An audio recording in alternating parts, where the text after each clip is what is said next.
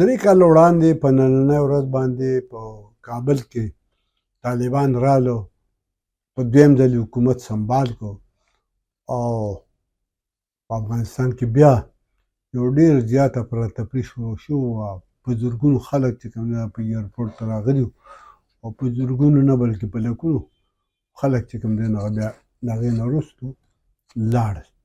د طالبانو د راتلو سره دا توقع کېده چې د پاکستان او د افغانستان به اوس تعلقات ښه شي او په افغانستان کې چونکې طالبان باندې دا تور لګېدو او دا دغه چې دا د پاکستان خلک دی، د پاکستان د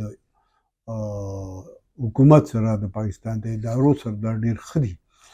او په هغه وخت کې فیض حمید صاحب چې هغه د پېښور کور کمانډر مو، د ایس آی مشر مو، هغه لاړو په کابل کې چې کوم دی نو هغوی ته مبارکي ورکړه او بیا د هغې نه وروستو که تاسو ګورئ نو بیا څو وارې د حقاني نیټورک یا د افغان دولت د طالبانو د هغې په وینا باندې ټي ټي پي چې کوم دی نو هغې اوربند مو کړو، خبرې اترې مو شوې، معاهده مو شوه او د معاهدې نه په وړاندې باندې چې کوم دی د هغې ډېرو سیاسي خلکو مخالفت کړی او ډېرې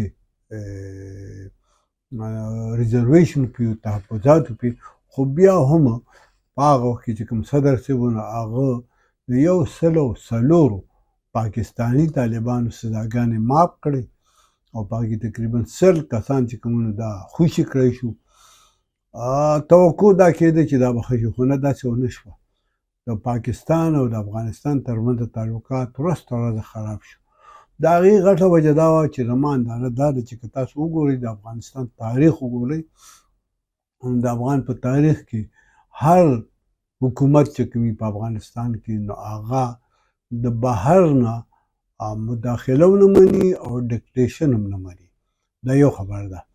او بل په طالبان چې رالو نو دا د دوحه معاهدې د لاندې راغلي وو. د دوحه معاهدې په وجه باندې هغوی ته امریکې لار ورکړه، امریکې ورسره کومک وکړو او هغوی هلته برسر اقتدار رالو. دلته کې د پاکستان دا خیال و چې دا زموږ په کومک راغلي، خو نه، داسې نه وه.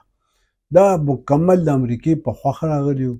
اوس هم د هغوی سره د قطر د لارې د امریکې پوره مرستې، سیاسي مرستې، مالي مرستې دا شروع دي.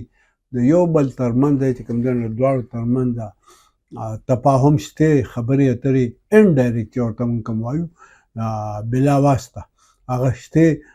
او نو زما اندازه دا ده چې هلته کې په افغانستان کې څه کېږي نو دا د طالبانو په خوښه، د سعودي عرب په خوښه، د قطر په خوښه، د امریکې په خوښه کېږي. نو دلته کې موږ د پخوا نه، زه پخوا نه دا وایم چې د افغان جنګ چې کوم نو دا د امریکې اصلي هدف نه دی. د دې هدف شاته نور هدفونه دي چې د هغې لپاره امریکا او د امریکې اتحادیان لږ کوششونه کوي. نو ځکه په افغانستان کې لا اړې ګړې شته. د پاکستان او د افغانستان ترمنځ تعلقات دومره خراب شو چې دا کله هلته کې د ببر کارمل حکومت و، هلته کې د ډاکټر نجیب حکومت و، هلته کې د حامد کرزي حکومت و، د هغوی په وخت کې هم داسې نه شوي لکه اوس چې را کوم حالات دي.